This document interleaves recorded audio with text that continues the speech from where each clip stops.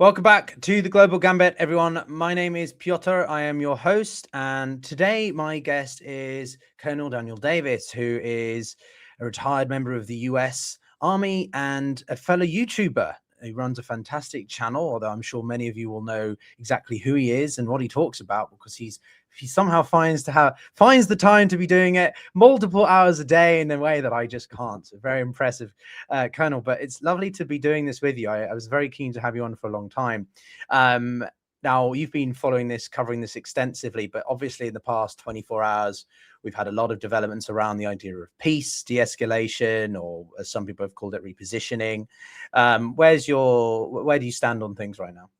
I just think that based on recent history and on military deployments, I think that this is just basically the third consecutive iteration where the U.S. says we're talking diplomatic, we're talking peace, but we're just waiting for military preparations to be in order. And I expect that you're going to see something with the 82nd Airborne or the Marines, or maybe even some special forces from the U.S. Army, which are apparently in the region. And because I don't see any possibility that any of these negotiations, at least what's being publicly said by President Trump, in light of now I guess we're in the 25th day of this war, there's no reason for why Iran would be willing to have any concessions now, when everything they have offered before has been literally shot down from their hands. So I think that really, when you look down to it, everything is lining up for some kind of an operation this weekend, whether that's Trump making good on his initial claim that he's going to hit energy sources inside of Iran, if it's going to be a combination of a strike on some of their facilities and some sort of ground operation, or one or the other, it's unclear. But all I see preparation-wise is the likelihood of some kind of military action this weekend. Now, you mentioned the 82nd Airborne. Can you explain to us non-military experts what that is, who they are, why it's a significant development, and what influence it could have over the coming days? Yeah, the 82nd Airborne has a ready brigade, they call it, which is ready to go anywhere in the world within 96 hours with no alert. So that they always have at least one brigade of the three brigades that make up the 82nd Airborne that can basically just say, they ring a bell, they jump, get in their gear, run to a plane, and then they fly somewhere, and then they're ready to go shortly thereafter.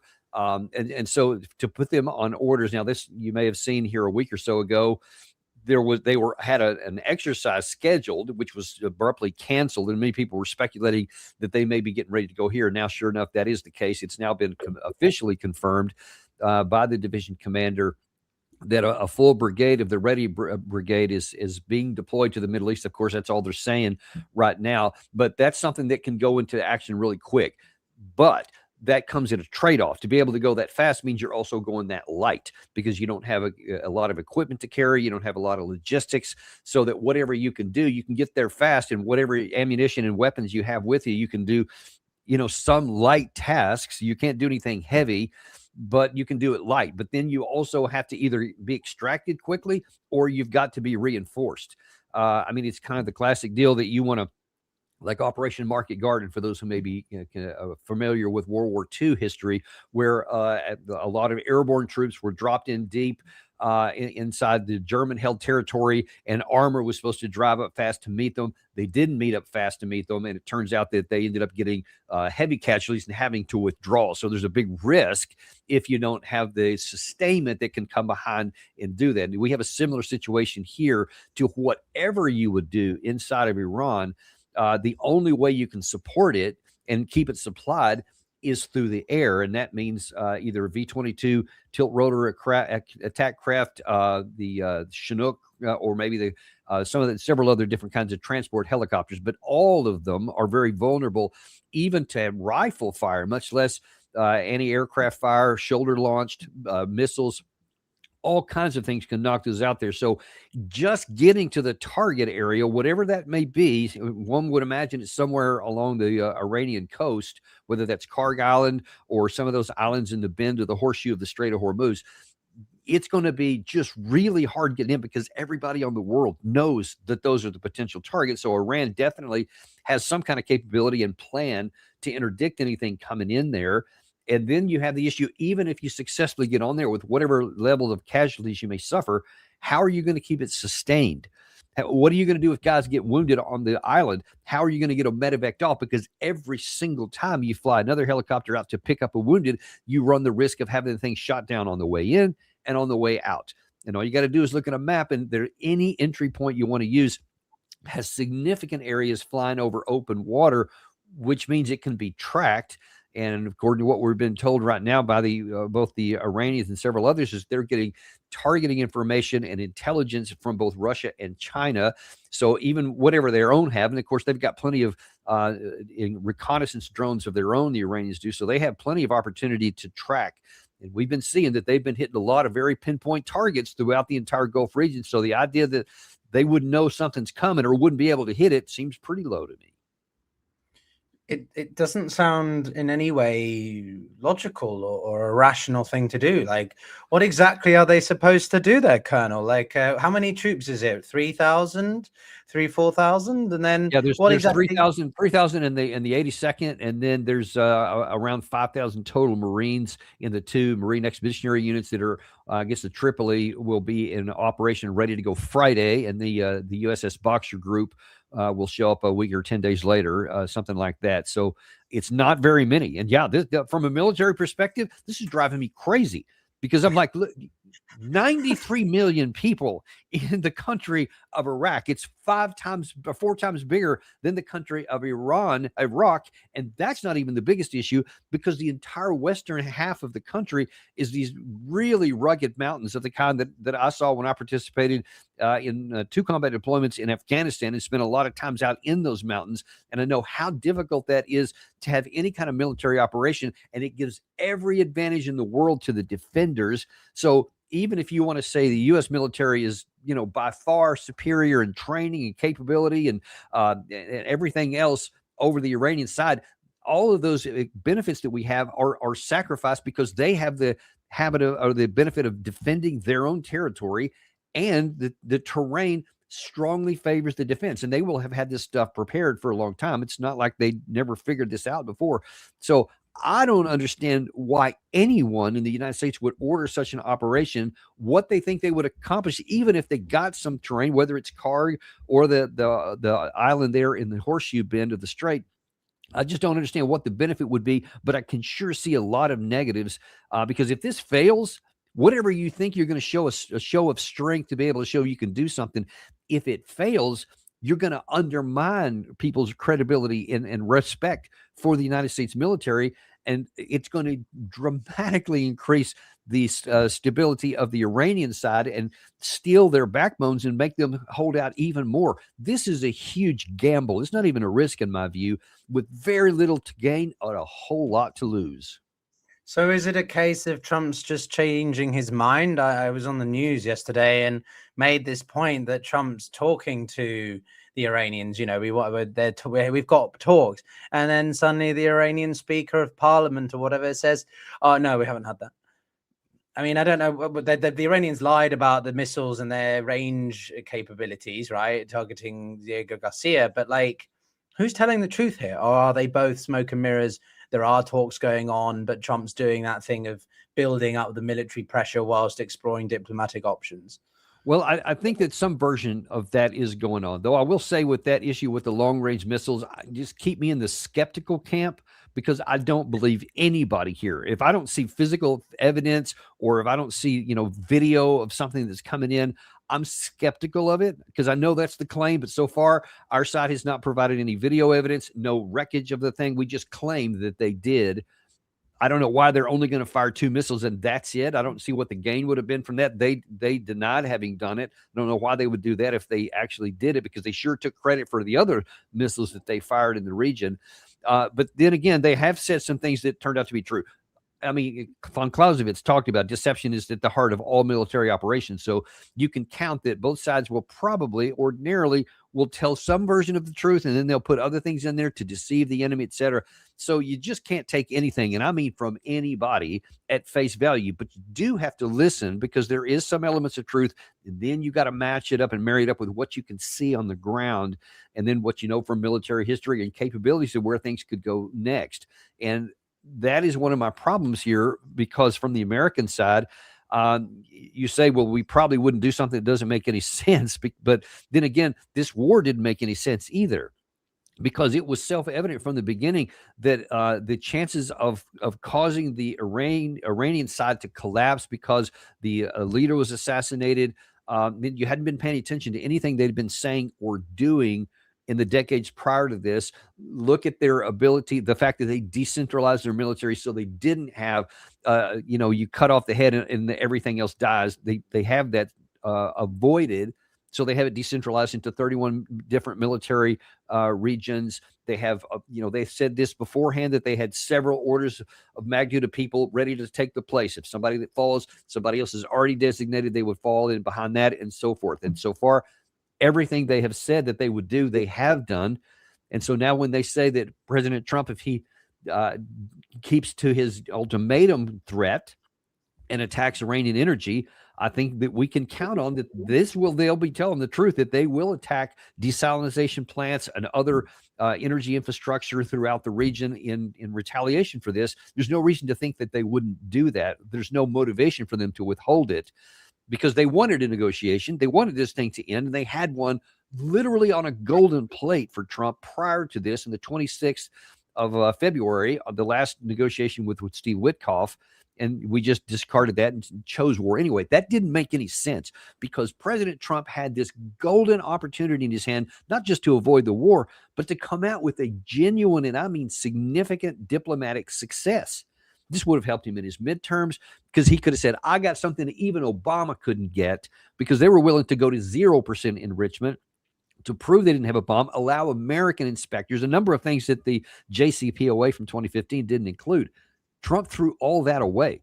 So now then, along with doing that, not only was that the second straight time that we went to war with Iran after claiming we were in diplomatic opportunities, not only did he throw away a golden opportunity to avoid any destruction from anyone in the region, much less the, I think, 240 Americans who have been wounded and the 13 so far that we know of killed, but it also would have given him an opportunity to bolster his credibility throughout the region and left us in charge and the Strait open and the price of oil low. None of those things are the case now. And so when we hear this, evidence that we may be thinking of doing something else that doesn't make any sense, I fear that Trump is listening to too many of these voices that says you are the greatest military power in the history of the world. You can do anything. Look at Venezuela. Unfortunately, I hear a lot of people making a comparison. Look what we did there. We got the leader out that we wanted. We got a compliant country in the backside. Now we have control of their oil. We can do the same thing to Iran. And now then, we'll show you me business. We're going to take one of these islands and we're going to get control. Maybe it's carged because of this, it's 90% of their production offloading capability. And then we'll show them we mean business, and then they'll give up. People may believe that, in Washington, D.C., that are listening to Trump. And one of my sources tells me here recently that President Trump basically blocks anyone in his inner circle that doesn't tell him what he wants to hear. And so that means the only people are telling him is exactly what he wants to hear. And he is apparently acting on it. So I am very worried that even though I can tell you militarily 100 reasons why any kind of ground operation anywhere has almost no chance of success and a high probability of failure, they still might do it. You mentioned Israel, and before, I also want to ask you a bit about the JCPOA, well, whatever his version of it, because it seems very similar. It's simply, some people speculated that Israel may have sort of been the one to target Diego Garcia as a way to incentivize more countries to target Iran. Do you think that the Israelis are playing dirty? They certainly can't. I put nothing past any player. This is a war. People will do whatever they need to do to succeed with the goals that they've set out. And the idea that anybody's going to be playing above board and being honest all the time, we would like it to be that way. And in democracies, we claim that that's what we want to do, but evidence says the opposite. And so I don't have any knowledge of whether Israel did or not. I've read those reports or not, but it is entirely within their character to do exactly that if they think it's going to give them benefit. So I think they could have. Okay. No, I mean, I was reading about it yesterday, and I was like, that's preposterous. And I was like, well, they've kind of done Because it in the whether it past. was or not, I can tell you that Netanyahu wasted no time in immediately saying, see, they've been lying this whole time. They actually have these long range, so everybody needs to come in and help me. So whether that was their plan or whether he just exploited it, I can't say, but he definitely took advantage of that opportunity. Absolutely. So about the JCPOA then, this has obviously been a deal that was heavily criticized for being too lenient and not achieving anything. Trump absolutely loathed it. But from my understanding, the approach and sort of blueprint that the US administration had for a new one was essentially the same, just re-engineered in slightly technical areas. And it reminds me of the NAFTA agreement, when he basically just created the same thing, but just put USA at the front and changed the name. I don't know. Tell me if I'm wrong here, but is there a little bit more to this deal? No, there's not, unfortunately. And there's just, I mean, man, you talk about not being able to take anything at face value. Hardly anything that comes out of the White House you can take at face value. I mean, just look at this whole the way this recent dynamic has. You had on March 20th, President Trump truth socialed out that this is all but won. Basically, it's already over. There's just a little bit of problem in the Strait, but it doesn't bother us because we're not going to worry about it. Those people who use it, they're going to have to figure it out. Then the next day, the 21st, 48 hours, or we're going to destroy everybody. The next day, on the 22nd, he says, "Well, Iran lost, and now all I got to worry about is the domestic problems here at home." And then the next day, yesterday. Now then, okay, we're going to give 5 more days into this. You see, it's just all over the place. So nobody knows exactly what he's going to do. So when he says he wants a negotiated settlement, he had it in his hand, as I said a second ago, gold, better than the JCPOA.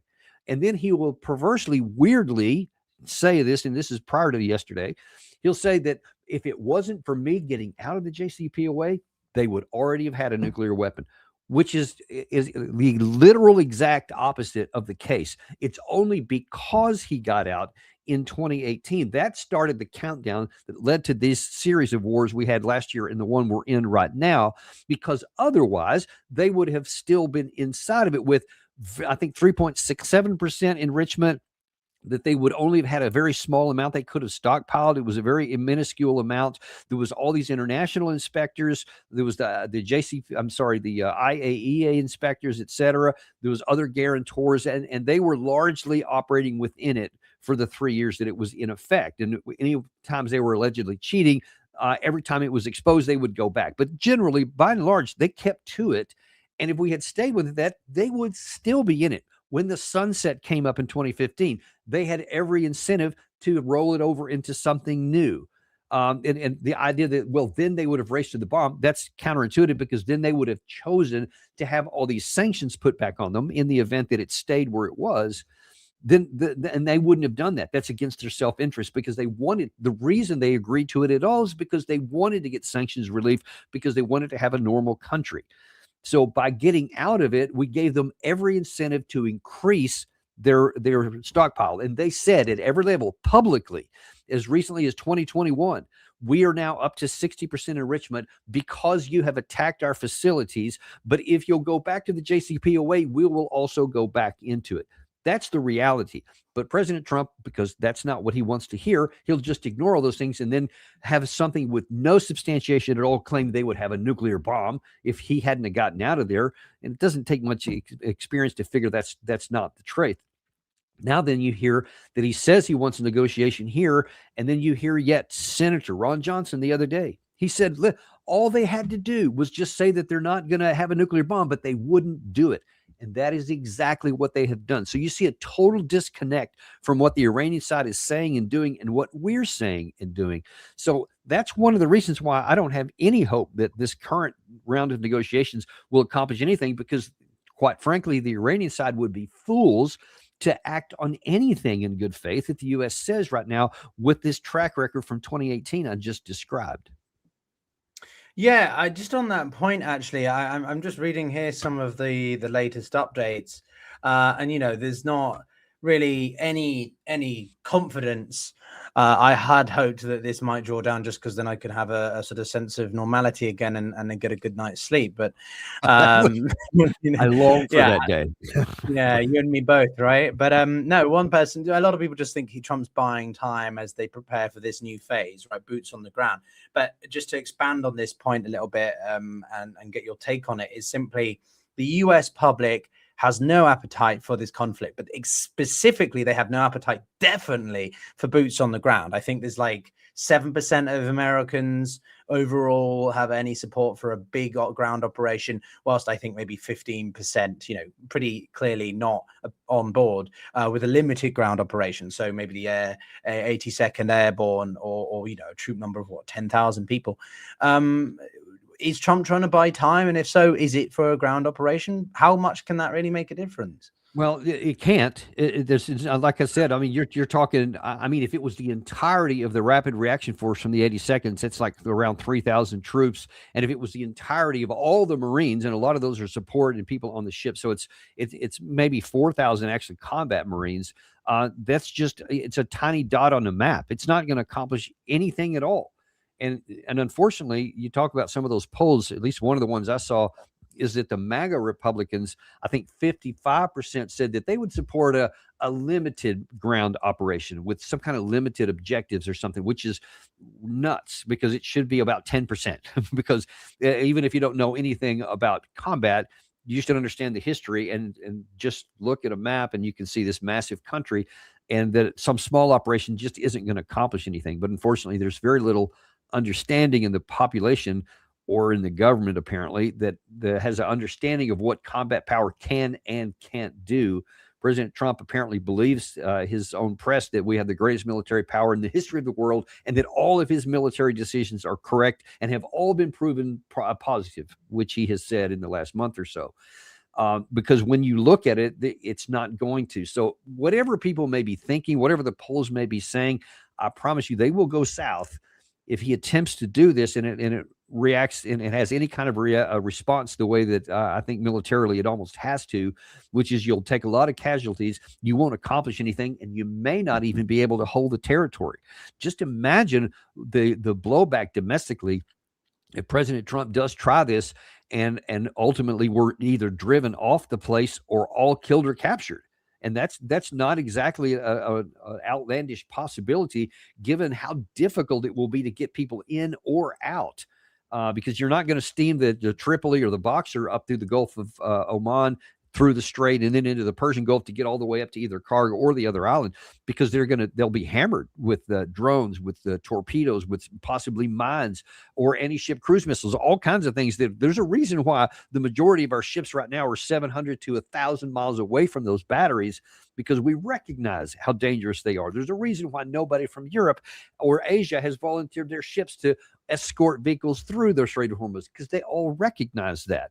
So if you then say, even though I can't go in the ship, I'm going to try in the air, and that fails, you're screwed, because you can't rescue them through the sea, because we're not going to have that. And if you think, then we'll take that island in the Horseshoe Bend, I think it's called Kazim or something to that effect.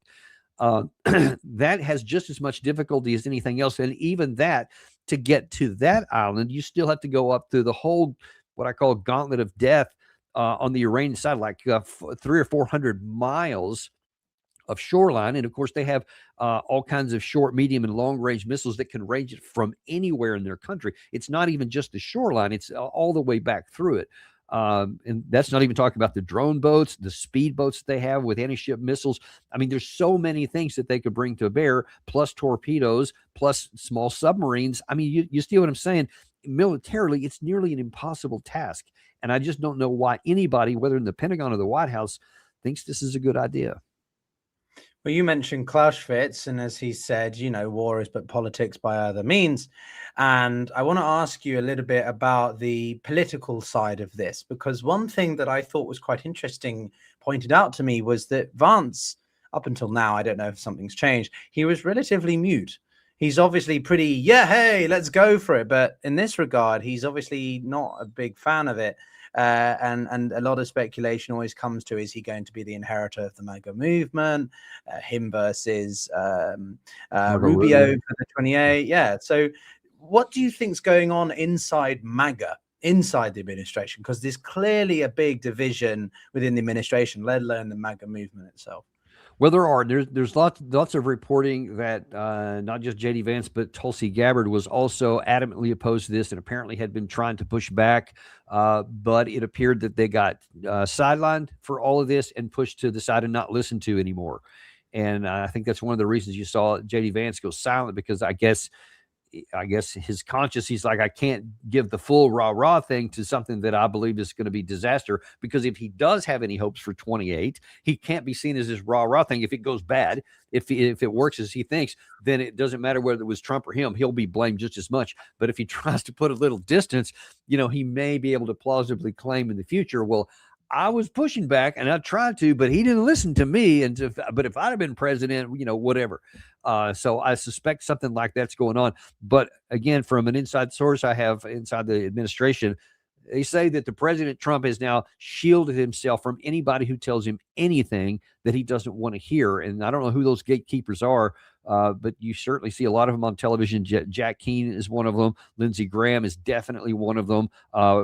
Senator Cruz actually bragged just 2 or 3 days ago. He talked Trump into this war. He thinks it's a grand idea and we should do more of it. So if those are the people that are around, and President Trump, by his own words, said it was Jared Kushner and C. Witkoff were the ones that he talked to about deciding whether or not to go to war. That tells you all you need to know right there, because they don't know squat about military operations or military history or diplomacy. They only know about transactional business deals. And if that's who he's listening to by his own account, and he's not listening to, he didn't say the chairman of the Joint Chiefs of Staff, he didn't say the CIA director, didn't say Tulsi Gabbard, or Admiral Cooper. Those should have been the top 4 that he listened to. And instead, it's 2 people that are close to him. So that gives credibility to the claim that he has blocked out people who don't tell him what he wants to hear, and that is a really dangerous place to be.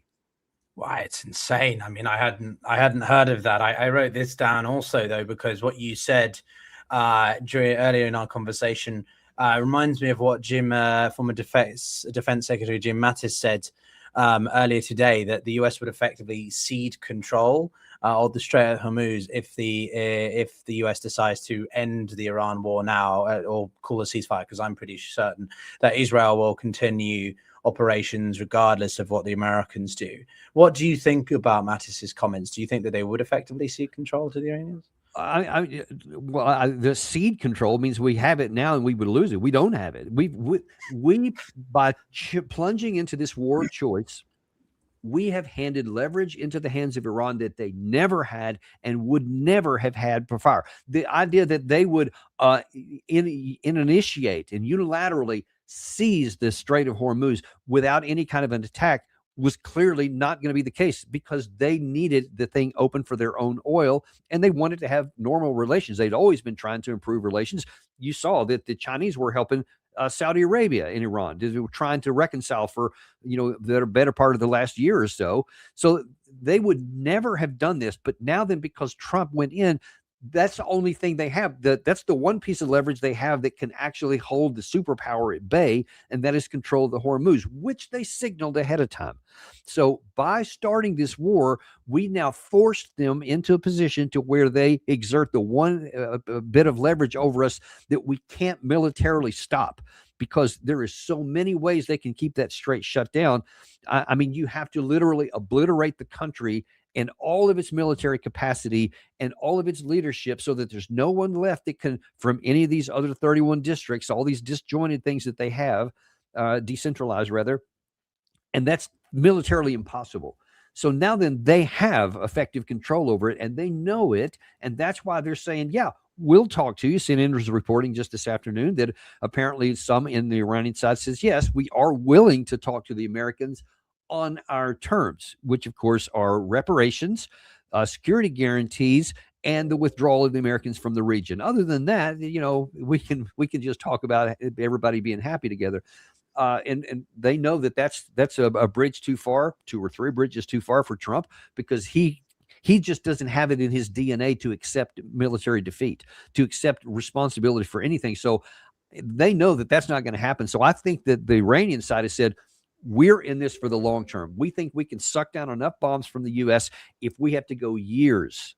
And they have history doing that with the Iran-Iraq war for 8 years, which the U.S. was helping Iraq against them. And they suffered egregiously, economically, hundreds of thousands killed, scores of leaders assassinated over the period of time, incredible damage done to their cities, et cetera. So they have endured it before. And by all accounts, they're prepared to do it again.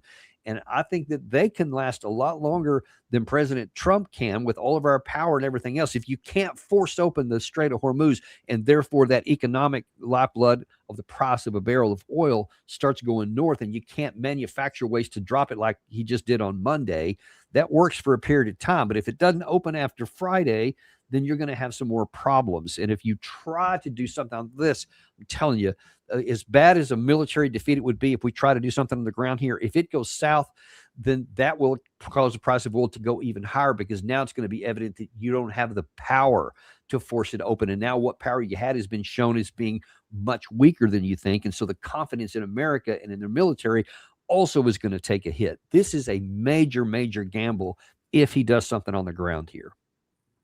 Yeah, I think it's interesting, really, that he, despite everything that he's claimed about being the peace president or peacemaker, and if forever wars being ended, he's initiated one of the biggest consequential ones of modern times. You know, I was having a debate about this with my own father yesterday, and he's more in the business realm from the Russian side, and he was saying, I think this is even more than the war in Ukraine, because the war in Ukraine is significant, but it's particularly significant for the West. It's particularly significant for Europe, but a lot of the global South don't really care as much, or they're more indifferent. The Indians are actually tacitly supporting the Russians by buying energy, China as well, etc. But the war in Iran, because of what Trump has done, it is having genuine global catastrophes and fallout. And I think that we're going to be in a situation like the 70s after the OPEC crisis, where we have elongated stagflation, right? Prices are remaining high. Markets are all over the place. And so I think it's fascinating that you tell me that you think Trump's going to press ahead, even though other people are arguing because he's seeing how shit the markets are. Well, and here's the problem here's the problem with your 1970s analogy, which I think the near term it could very much mirror that. That was a political decision, which could just be undone and turned off in a day. We already have physical damage here to a lot. I mean, like the Pars oil field, gas fields, et cetera.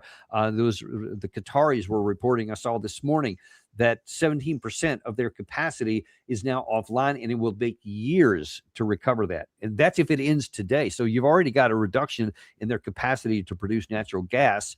And if Trump makes good on his ultimatum claim, even if delayed for 5 days, and starts hitting energy infrastructure, and Iran does what it said, and it hits other infrastructure to cause that kind of permanent long-term damage.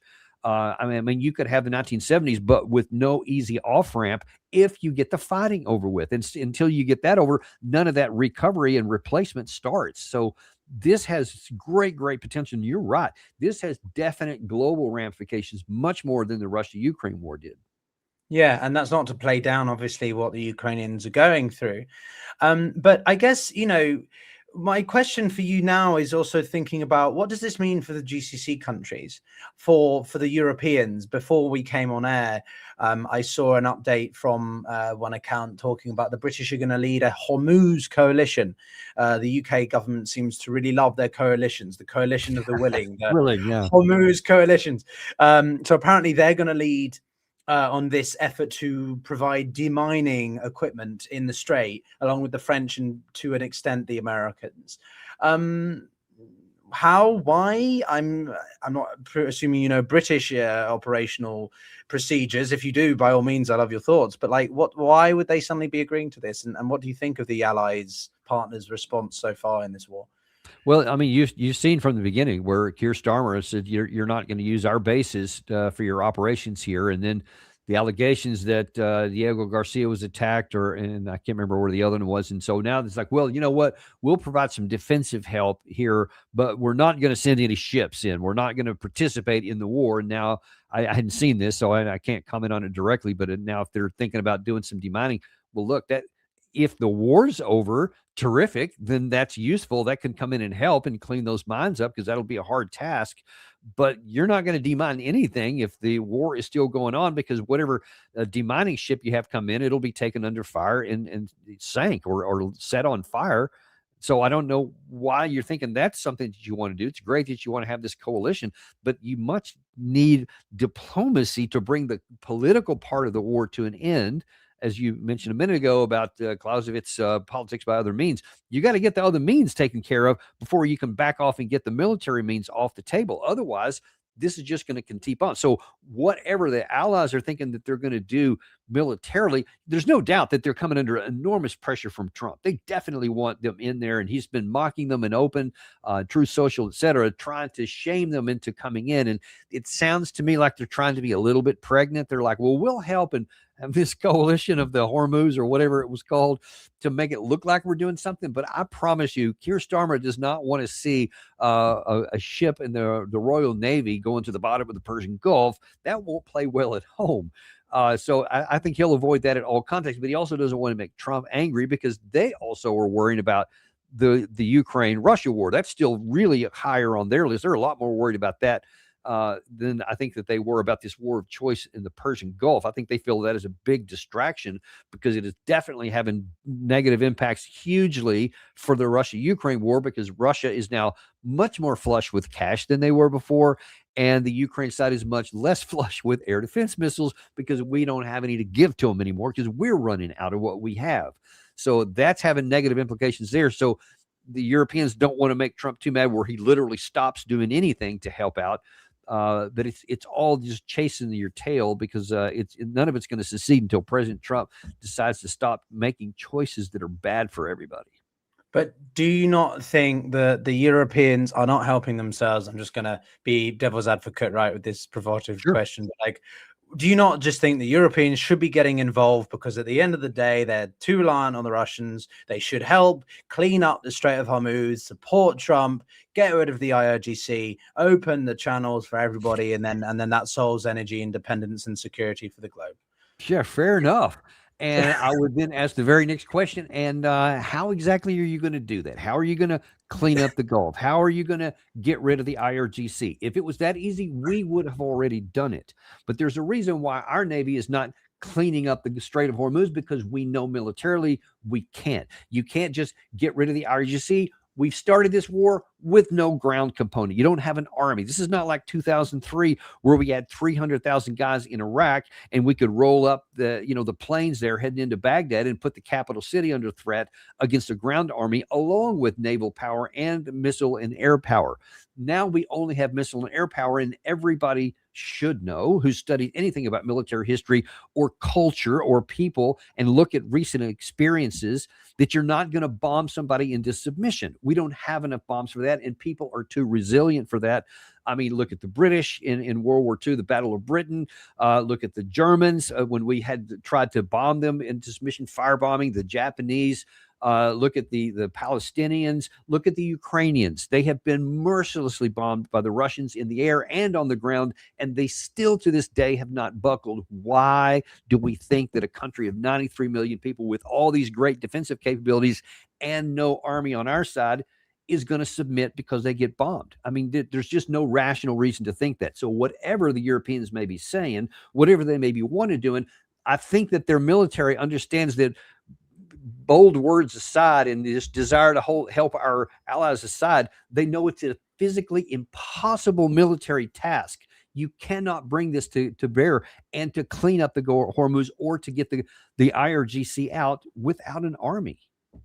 Well, to be, again, devil's advocate, follow on this, I like yourself, speak to a lot of varying people of perspectives, opinions, and those who are pro-Israel or from the Israeli side, IDF personnel or something like that. Their argument is that we simply have to do enough physical damage to military assets, infrastructure, command and control, supply chains, because that will cause enough psychological destruction on the IRGC's front, and also mainly target their production facilities, take out their ability to retaliate and hit Israel specifically with whatever it is, missile barrages or drone swarms. I'm still skeptical of that, because clearly the Iranians have been prepared for this. Why would they just keep all their stuff out in the open? Or do you think there is some truth to that? If we can do enough, that's what this is one of the worst, almost cancers that afflicts the Western thinking these days. That's what we want to be true. And so we just say it with enough gumption and enough conviction, and we just think it will become true. But any kind of sober analysis, especially of the Iranian people themselves, when they have an 8-year history to look at where they were mercilessly bombarded and lost hundreds of thousands and never did buckle the way that they're saying. And that's with an army on their border that at one point got, I think, 75 miles inside the country of Iran, and they didn't buckle. Or look at the Palestinians, or look at the Lebanese and the Hezbollah in the southern part of Lebanon, or look at the Houthis after a decade of war from from Saudi Arabia, etc.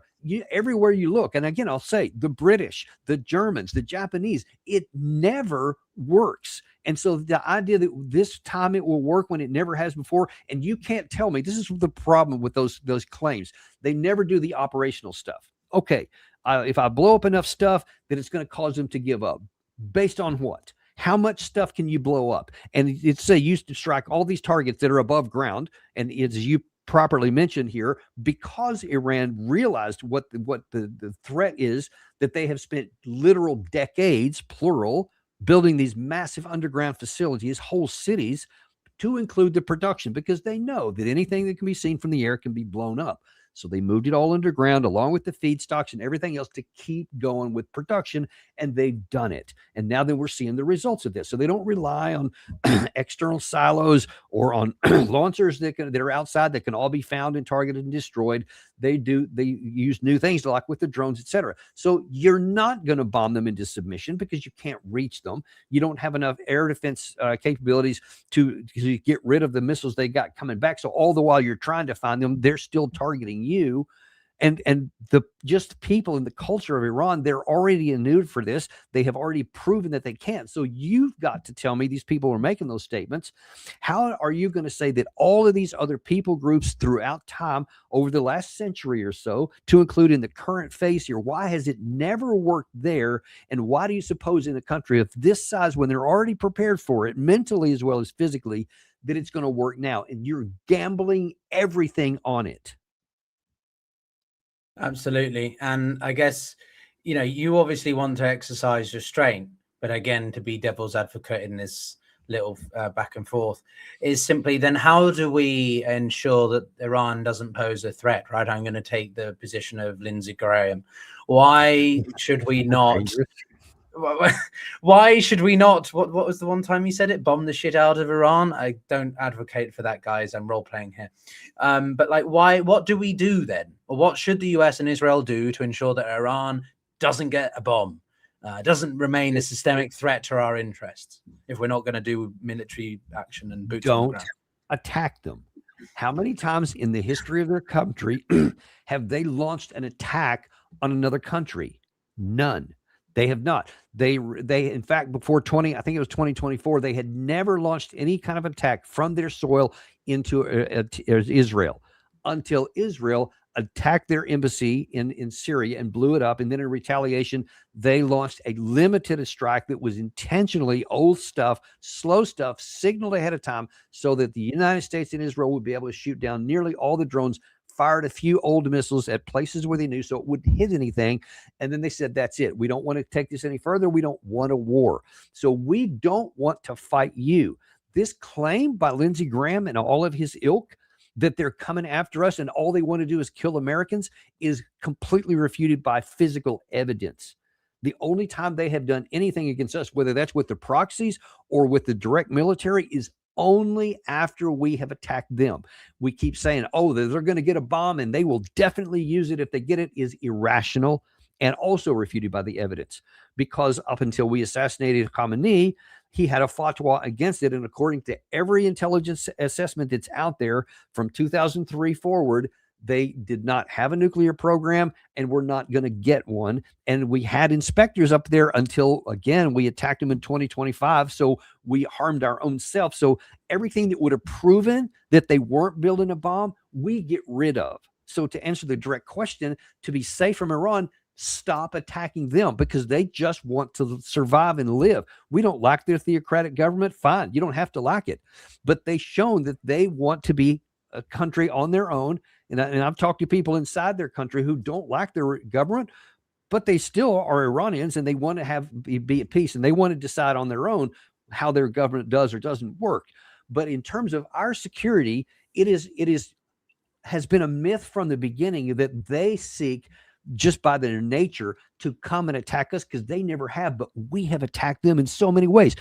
Trump assassinated Soleimani. Trump got out of the 2018 JCPOA. The Israelis attacked their embassy, which was an act of war in any context ever in the world, and yet no one said a word to what the Israelis did. And then they assassinated somebody in their capital city during a presidential inauguration. I mean, everything you can to prompt his reaction, and every time they reacted was constrained. Even in the 12-day war last year, their reaction was constrained. They went after a limited set of targets, and they said that we want to end this. And so when given an opportunity to have the off-ramp that both the U.S. and Israel desperately needed after 12 days, they accepted that and said that'll be the end of it. We won't go any further, and they didn't until we started another war choice. So if you're taking the emotions out of it and taking the hubris of any particular side and just look at the evidence, it's never been the Iranians that have threatened anybody else. So there's no reason to think that they're going to do that in the future. Now, I will tell you a caveat here. My big worry here, which has been all the way through, which I was so adamantly opposed to any kind of a wars of choice, is that we may have started a countdown here now that we've claimed we want to prevent them from having a bomb all these years. With this war, we may have pushed them into running to get a bomb. They may be doing it right now. We have no way of knowing if that's what they're doing or not. And we may be surprised one day when they just announce they have a nuclear warhead, or there's a nuclear test underground or something like that. I fear that that's coming, because almost nothing else makes any sense. They see that the only way they can deter us is to have a nuclear deterrence of their own. So I fear that it may already be too late. I hope it's not, but I fear that it is. I certainly agree with you in that last point. The Iranians are what else does a regime do? Does an autocratic system do when its back is up against the wall? Iran has never looked weaker than it has in the past. Well, not just 8 months since this 12-day war, but since October 7th and the whole subsequent developments, the systematic sort of dismantling of their proxy network. But on that point, though, Colonel, do you not think that it's a bit unwise to say that the Iranians have never done anything? Like their proxies certainly have.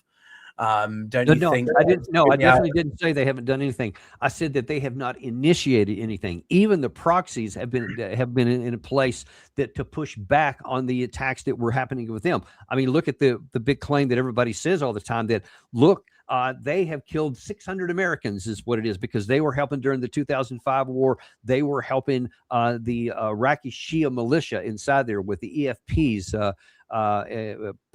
There's special kinds of things and roadside bombs that can penetrate through our armor. And everybody focuses on that, said, yeah, that's right. Well, what caused that? What prompted that? How about the 8-year war that we supported the killing of Iranians by the Iraqi side? See, we always forget about that part. That came first. And so then we were also killing their regional allies in there during that war. We were killing the Shia. And so they were asking for help from their bigger partner. That our attacks against the Shia came first. So I keep going back is that they've done stuff, but only in response to what we have done. So if we want to stop that, then let's stop doing it first and defend ourselves. Nobody's saying trust anybody. Don't take their word for anything. Defend ourselves and stop attacking, which prompts a counterattack. Okay, interesting. I mean, again, I still feel, though, can we make this broader point about the Russians, the Chinese, the Iranians? They have this desire to want to interfere, even if it's clandestine. dying covertly, right? The Russians do interfere in European elections. But would you argue that's because of Western provocations over NATO expansion or something? I'm not trying to open this can of worms, but could you apply that same point you're making to other countries that have a similar sort of opinion of Western policy, like the Iranians, like the Russians, for example? Well, I mean, let's take the Russians since you brought them up. I mean, let's look at the end of the Cold War, right? The end of the Cold War, the Warsaw Pact disbanded, the Soviet Union disbanded, NATO expanded. They didn't disband, they expanded. And Russia say, wait, what are you expanding for? The whole thing that we had with the Warsaw Pact and the USSR, we went away. So what are you expanding against? And they say, well, it's not you. Okay, well, then what? But they kept doing it. And they said, okay, 2007, don't go any further. Definitely don't go into Ukraine and Georgia. And we said, yeah, we're going to go into Ukraine and Georgia. So we kept ignoring what they said, and we kept going further with a military alliance, etc. You see this same pattern. We keep going at them, and then anything they do in reaction, we say, I told you. See, that's why we're doing this, because they had a reaction, even though even the talk of China being in our hemisphere in Venezuela caused us to, at least we claimed, go in and take over in Venezuela to keep China out of our hemisphere. Meanwhile, we have all kinds of bases right on the periphery of China. We have ships that patrol the so-called freedom of navigation right up to their territorial waters. We have airplanes in reconnaissance that are flying right up to their airspace to do all kind of reconnaissance. We are going crazy because they're in our hemisphere business-wise, and yet we have no problem having our military up to their gates. We keep pushing against both of these folks, and every time they do anything in retaliation, we say it's them wanting to mess with us. But we always seem to be starting it. And if we're being honest, we can see that pattern playing out in every one of these cases we're talking about. Interesting. Well, I think I've found the next thing I'd love to have you back on to have a chat about is Russia, Ukraine, and everything. But the one thing I'd say to that, and then I've got two more questions for you, is simply, okay, I'm gonna have to roll. I've got another appointment, sir. Yeah, absolutely. No, just I think it's a case of the NATO expansion, but it's a voluntary alliance and countries wanted to join it. But I'll leave that there hanging, and we can bring it out next time. My penultimate question is just simply, Lebanon looks like it's going to be the main flashpoint now. If the Americans were to draw down with the Iranians, what do you think could happen in Lebanon with Israel and a potential ground offensive? Well, I mean, I don't think it's potential. I think they're involved with it already. Apparently, there's lots of clashes in southern Lebanon where they're trying to push up to the Litani River. They've blown a lot of the bridges over the Litani River. They've sent out notices. They've got ground operations in there. So, I mean, it seems to me that they're already expanding. Some call it Greater Israel. I don't know what they call it. They've obviously taken a lot of territory in Syria. On top of that, they're still doing annexations in the West Bank. And we still have, no resolution to the Gaza Strip. So right now, it looks like Israel wants to continue on all these fronts. But that's something that they've got to deal with. That's something that Lebanon has to deal with. That's not something America should support. In fact, I think it's opposite our national interest, but they're an independent country and they can do whatever they want to do. I just don't think I think that they have bit off way, way more than they can chew. And unless America stays decisively engaged militarily, and I'm talking with supplies as well as diplomatic cover, Israel can't succeed on all these fronts at the same time. And that's hoping that the Houthis don't kick back up again, which they have threatened that they may do. You just can't choose wars on all these fronts because of what happened on 10/7 and somehow thinking that's going to help you out, because you've overstretched yourselves. And so now by creating all these additional enemies, by all these attacks and so many people that have been killed and so much have been destroyed, I fear that in the understandable reaction after 10/7/2023, that the terrorist attack that Israel suffered, they had every right to respond and an obligation to respond, but they went too far. And in so doing, they did not provide security for their country, but they actually created more enemies. And I watched this through my deployments in the Middle East, in Afghanistan and Iraq. We did the same thing. They just did it on a much bigger scale.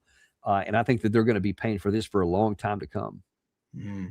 So my last question is simply, if you were in the room, this is a question I saw in the comments. So people, if they do have comments in the future, do always write them down, which is simply, what would you advise? What would you be saying to the Trump administration in this situation? We need to get the hell out, and if so, how? And how do we do that in a way that doesn't make it look incredibly embarrassing? Or what would you say without my loading comment? No, that's fair. That is that's a totally fair question, because we're in it. So it doesn't matter whether we should have been. I, of course, was lobbying heavily in the month before, don't do this thing, because so many of these problems that we have were predictable, but we did. We chose to have this war. Now the question is, how do we reasonably get out of it? There is no way to get out of it without embarrassment. That doesn't exist. There's not a good way out. Now that it's going to be bad, because we have crossed a Rubicon by giving Iran their, if not motivation, the near requirement to respond by taking the only leverage they could get by taking control of the Gulf of Hormuz. They now have a demonstrated capability that if anything happens in the future, they can do the same thing again. And now there's been precedent set. So that's going to cause some friction in the region for a long time to come. And if under any circumstances the United States withdraws from this militarily, and the current Islamic regime that was in charge under the Ayatollah is still in charge on the backside of this, so many in both Israel and a whole slew of people in the United States will say, oh, this was a terrible mistake, this, you've shown weakness, and all this kind of stuff. Here's the thing that we need to understand. There is no military solution to this. Ergo, Trump can't say, well, let's double down on it. Let's do something more. Let's bring some more firepower in, and that will give us a win, because it's not going to. Therefore, the only logical thing you can do is eat whatever crow, be humiliated, eat whatever humble pie you need to, and get out of here with the least damage done now. You can't get out without some damage done, because we baked it in by the attack itself. By choosing this war, there's no good way out to come out of this. So Iran is going to come out stronger than they were, no matter how many bombs they've eaten, no matter how many people have been killed. They will come out of this stronger than they were before, because now they're in a more dominant position and they have more leverage that they didn't have before. Now than they do. So the President Trump should under no circumstances make this worse by trying a ground operation of any kind, because we don't have the resources to even theoretically bring them to their knees. All we can do is lose more troops and make the matters worse. So what we should do then, don't do that, and instead come up with whatever face-saving way you want to try to do. And in a worst-case scenario, say, all right, well, we've harmed you enough, and we've caused enough damage to your Navy, to your Air Force. We're now going to withdraw, and we're going to stop fighting, and you do whatever you want to do. But if you attack again, we're going to come back, something like that. And then we could walk away. And then that leaves it up to Iran. They may not like it. Then they're probably not going to, quote, give up control of that strait. And that is the problem, is that even the so-called taco that Trump is sometimes alleged to do it, even if he tries to do what I just suggested there, the Iranian side may say, not good enough. We want some security guarantees, and we want reparations, or we're going to keep hold of the strait, and we're still not going to let any of your people go through, and anybody that does is going to pay in Chinese yuan. So if you want to change that, then you're going to need to eat a lot of humble pie. I don't see a good way out of this at this point. I just see a lot of worse ways to deepen our problems. Quite the precarious point to end on there, Colonel Daniel Davis, but that means we'll just have to have you back for another live stream. Thank you so much for your time today. Everyone watching, if you enjoyed it, then do obviously subscribe to myself and the Colonel's channels if you haven't already, and be sure to join us next time when we talk about this, hopefully in a much better position, but we'll see you soon. Take care. I love it. Thanks. See you.